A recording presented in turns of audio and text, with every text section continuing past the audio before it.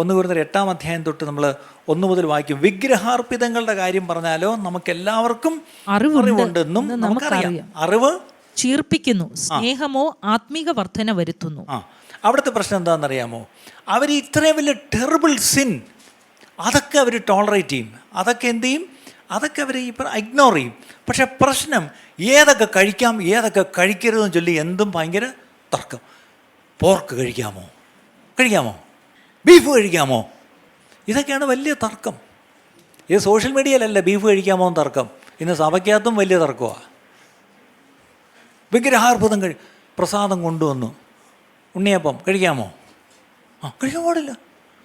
അയച്ചത് വേറെ ഇരിക്കുന്ന സ്തോത്രം ചെയ്തുകൊണ്ട് കഴിച്ചാൽ ഒരു കുഴപ്പമില്ല. അതെങ്ങനെ അത്രയുള്ളതെന്ന് എനിക്കില്ലേ. നമ്മളിപ്പോഴും ശിശുക്കളായി, നമുക്കിപ്പോഴും പേടിയാണ്.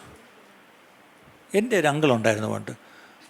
ഒരിക്കൽ പുള്ളിയുടെ വീട്ടിൽ വേലയ്ക്കുന്നൊരു പെണ്ണ് ഓടിക്കുക, അങ്കളെ ഏതാണ്ട് അങ്കിളിന് ഞാൻ അവിടെ നിന്നേ കൊണ്ടുവന്നതാണ് പ്രസാദം ഒന്നും, എന്നിട്ട് എന്തോ ഒരു സാധനം എടുത്ത് കയ്യിലോട്ട് കൊടുത്ത് പുള്ളി കിട്ടിയ വയലെ വാരി അങ്ങ് വിഴുങ്ങി. എനിക്ക് വന്ന പോലെ ദേഷ്യം.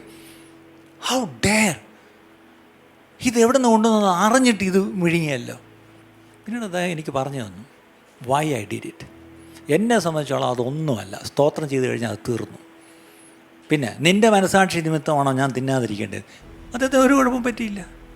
ഞാൻ പറഞ്ഞത്, ഞാനിത് പ്രൊമോട്ട് ചെയ്യല്ല, ഞാൻ ചില കാര്യങ്ങളിൽ നമ്മൾ ഇന്നും ശിശുക്കളാ അല്ലേ? ഞാൻ ചോദിച്ചോട്ടെ, എത്ര നാൾ നിങ്ങൾ നിന്ന് ശിശുക്കളായിരിക്കും? നിങ്ങൾ ചെന്ന് എന്തോ ഭവൻ അല്ല ആര്യഭവനിൽ ചെന്ന് കഴിക്കുന്നു, അവിടെ ആദ്യത്തെ വട ചുട്ട് അവിടുത്തെ ആദ്യത്തെ പാല് ചായ അടിച്ച് അവർ ആ വണ്ടി ഇറക്കുമ്പോഴേ ആദ്യം നാരങ്ങയുടെ മണ്ടയിൽ കൂടെ കയറ്റി ഇറക്കുന്നത്.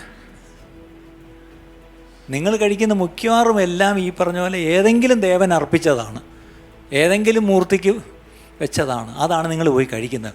ഒരർത്ഥത്തിൽ ഇവിടെ ഇരിക്കുന്ന എല്ലാ പാപികളും വിഗ്രഹാർപ്പിതം കഴിച്ച പാപികളാണ്.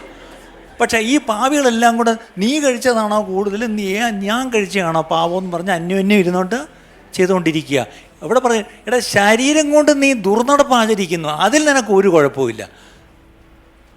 നീ മറ്റേ കുഴിമന്തി കഴിച്ചാൽ പാവമാണോ മറ്റേ ഇല്ല അത് കഴിച്ചാൽ പാവമാണോ എന്ന് പറഞ്ഞുകൊണ്ട് ഭയങ്കര തർക്കമാണ്.